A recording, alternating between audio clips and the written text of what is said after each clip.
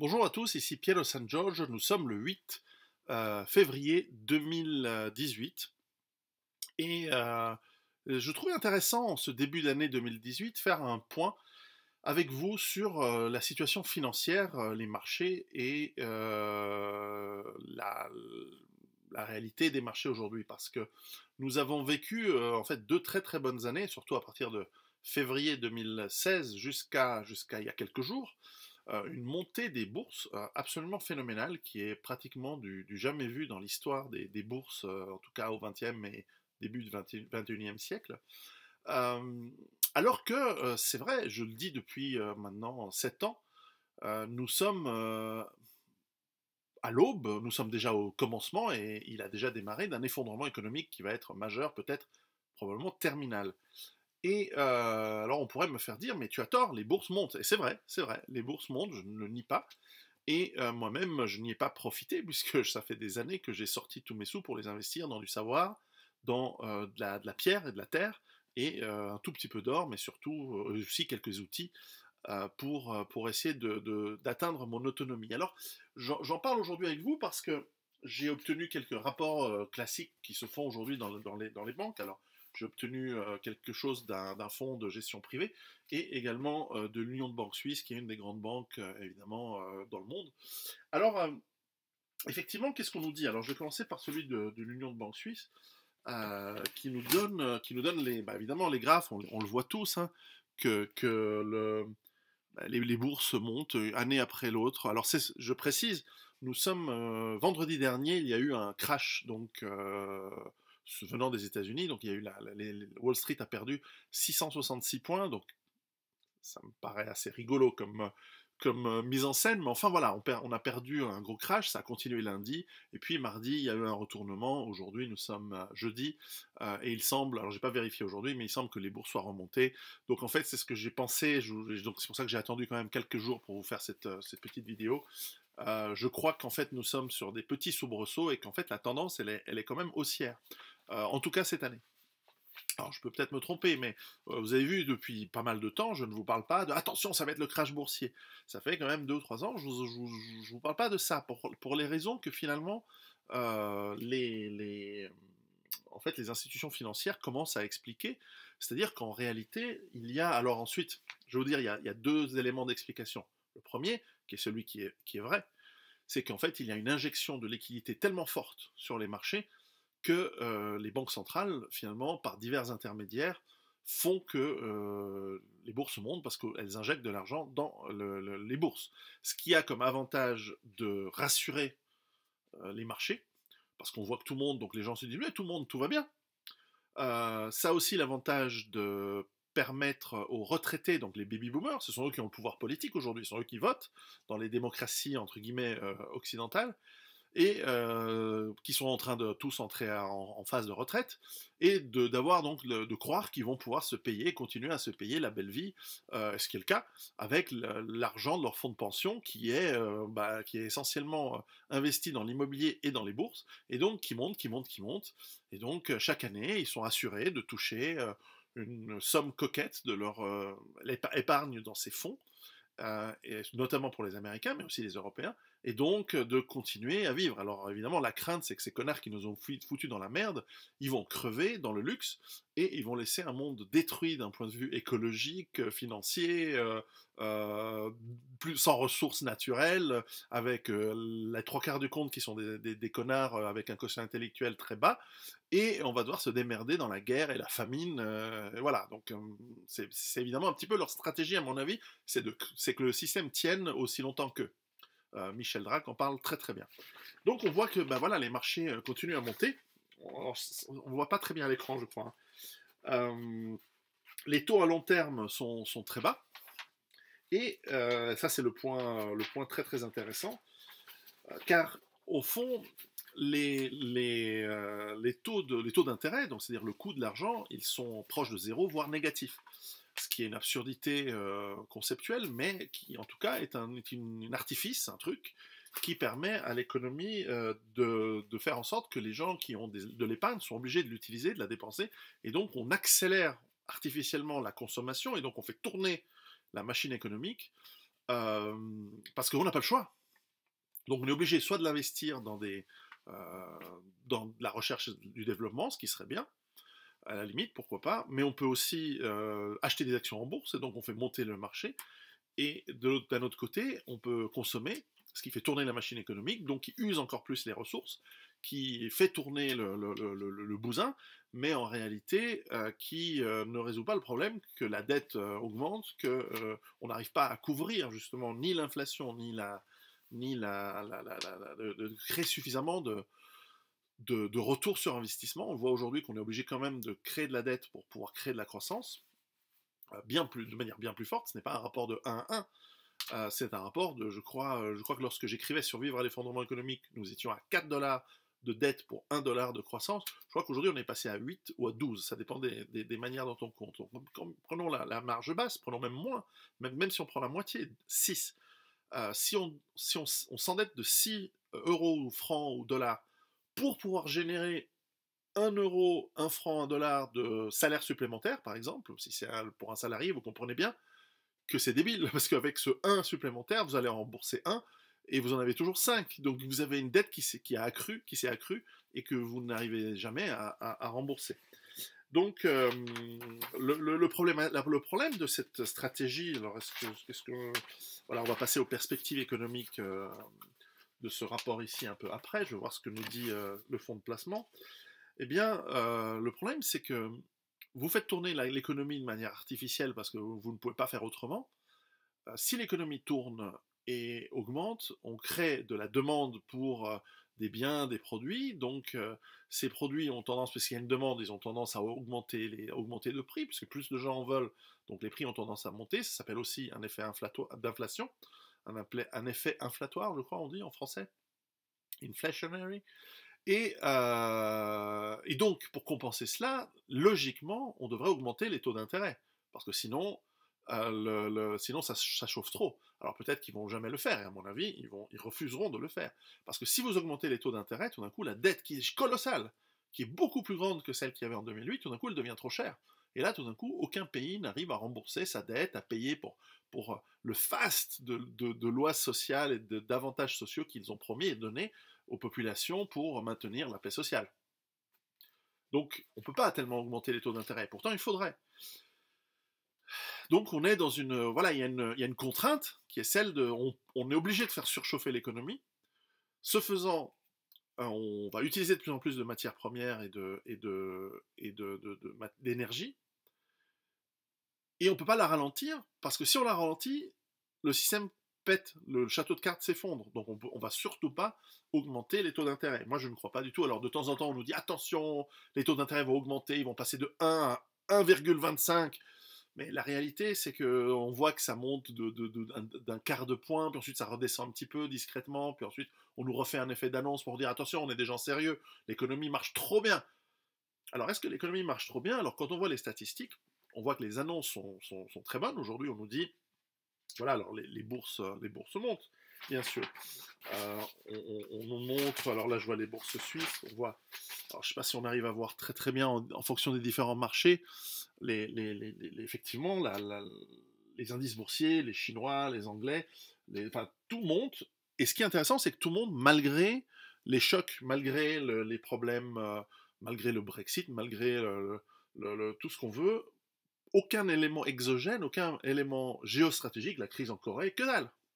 Tout monte. Et donc une question qui pourrait se poser, c'est que même avec des élections très difficiles en Italie en mars 2018, même avec, là récemment, le gouvernement allemand a fait une coalition pour redonner 5 ans pardon, à la chancelière Merkel un nouveau, un 4e mandat, eh bien, comme c'est une situation fragile, ça met quand même l'Italie, l'Allemagne, qui sont des pays importants en Europe, dans des situations fragiles politiquement. La bourse n'en a rien à foutre, elle continue à monter. Donc c'est assez intéressant, c'est logique, puisqu'elle monte de manière un peu artificielle. Néanmoins, elle monte. Vous savez, quand vous êtes actionnaire, que ça monte pour des bonnes ou des mauvaises raisons, ce qui compte, c'est que ça monte et que vous puissiez à un moment retirer vos billes. C'est ça l'idée de la bourse. La bourse, c'est quelque chose de très bien. On en parlera une autre fois. Et on voit que la croissance mondiale, là on voit, je ne sais pas si on arrive à lire, la croissance mondiale s'accélère. Effectivement, C'est ce qu'on remarque. Alors là, une petite parenthèse sur justement ces statistiques de chiffres. On parle du chômage qui aurait baissé aux États-Unis, des croissances effectivement qui augmentent. Le problème, c'est qu'on n'en sait rien. Parce que ces chiffres sont tellement faux depuis tellement de décennies maintenant que l'on n'a aucune idée si c'est vraiment vrai. On a un sentiment, on a un feeling. Et lorsqu'on regarde les gens dans la rue, peut-être qu'il y a moins de chômage qu'il y a un an, peut-être qu'il y a 2 ans. Et certainement, cette économie qui surchauffe devrait, parce que les entreprises font un petit peu plus de bénéfices, donc elles devraient embaucher plus. Ça devrait être le cas, mais c'est pas forcément le cas, puisque dans l'industrie, en tout cas, on voit qu'on a une tendance très nette et très forte à la robotisation. Je le vois dans beaucoup de rapports industriels et financiers. Les entreprises disent, voilà, nous vous avons investi tant de millions cette année pour automatiser nos chaînes de production et nos usines. Nous avons donc réduit nos ouvriers de 20 000 à 15 000 ou de 15 000 à 10 000. Et notre plan, c'est de faire des profits parce que maintenant, on a fait les investissements et on aura moins besoin d'employés, etc. Alors, la question se posera avec la robotique, c'est qui va acheter les produits que fabriquent les robots. Mais ça, c'est une question pour un peu plus long, un peu plus tard. Donc on voit effectivement, en tout cas les systèmes, enfin les banques et les rapports financiers que l'on reçoit nous disent tous, la reprise se confirme, euh, reprise générale, et puis effectivement, malgré des soubresauts comme celui de la semaine dernière, euh, moins d'impôts pour les individus aux États-Unis, moins de taxes et donc plus de dépenses, tout est fait pour que l'économie tourne. Alors, c'est logique, hein, puisqu'on est sorti d'une crise 2008-2011 assez difficile. Tout a été mis en œuvre pour que les gens fonctionnent. D'ailleurs, on voit, par exemple, ici, l'Union de banques suisses, en Suisse, nous dit, dans un cycle de expansion, sommet, contraction, creux, reprise, nous sommes aujourd'hui dans la phase d'expansion dans les différentes économies majeures que sont l'Occident, l'Asie, les pays émergents. Tout le monde est en phase d'expansion. Alors parfois j'ai des échos comme quoi, par exemple au Moyen-Orient, c'est une phase un petit peu de creux, à voir, je ne connais pas assez bien, et on voit que voilà toutes les économies qui comptent, donc on par exemple on va dire des États-Unis à la Chine, au Brésil, aux différents pays européens, ils sont dans des phases de 1 à 4% de croissance de PNB, ce qui est assez fort, hein, parce que ces PNB sont gigantesques aujourd'hui par rapport à ce qu'ils étaient il y a une décennie, parce qu'il faut bien voir aussi qu'on a ajouté dans ces PNB, pour pouvoir les garder forts, toutes sortes de pans d'économie qui en réalité n'ont rien à faire dans une comptabilité nationale. On ajoute le trafic de drogue, on ajoute la prostitution, on ajoute les casinos en ligne, enfin bientôt ils vont ajouter le marché gris estimé. Donc comme ça on est sûr qu'on continue à croître alors qu'en réalité les chiffres changent. C'est un peu comme le panier de la ménagère où lorsque on voit que le prix du steak devient trop cher, on remplace le steak en mettant de la viande hachée pour dire voilà, il n'y a pas d'inflation. De toute façon, c'est toujours de la viande, c'est toujours de la protéine. Et en réalité, on change et on magouille, et ça c'est dans le meilleur des cas lorsque c'est une magouille qui est habile. Mais parfois, on magouille simplement en disant, ben voilà, le chômage, il a augmenté de 3%, c'est inacceptable, on va dire qu'il a baissé de 1. Puis quelqu'un s'oppose, est-ce qu'il y a quelqu'un qui n'a pas envie de garder son job? Non. Bon, bah voilà, et les statisticiens, ils obéissent, et puis voilà. Ou c'est même pas les statisticiens, c'est à la fin celui qui compile le rapport, on lui dit, écoute, bah, de plus 4, enfin de moins 1, tu passes à plus 2, puis voilà. Je schématise, c'est évidemment pas aussi simple que ça. C'est parfois dans du velours, dans de la moquette que ces choses se décident. Ce n'est pas aussi caricatural, évidemment. Mais vous savez que mes vidéos essayent de simplifier les choses peut-être à outrance, mais on essaie de les simplifier. Donc on voit ici les croissances, bah, elles sont quand même assez fortes, hein. Chine, 4%, Japon, c'est quand même, euh, elle est quand même positive, hein. Donc les États-Unis aussi, la zone euro malgré tout elle est en croissance. Donc ce qu'on retrouve, c'est alors ensuite faudrait vérifier comment ces statistiques ont été faites, mais on voit que les indicateurs de confiance, qui étaient très négatifs en 2008-2009 évidemment, n'ont cessé d'osciller, mais dans le positif.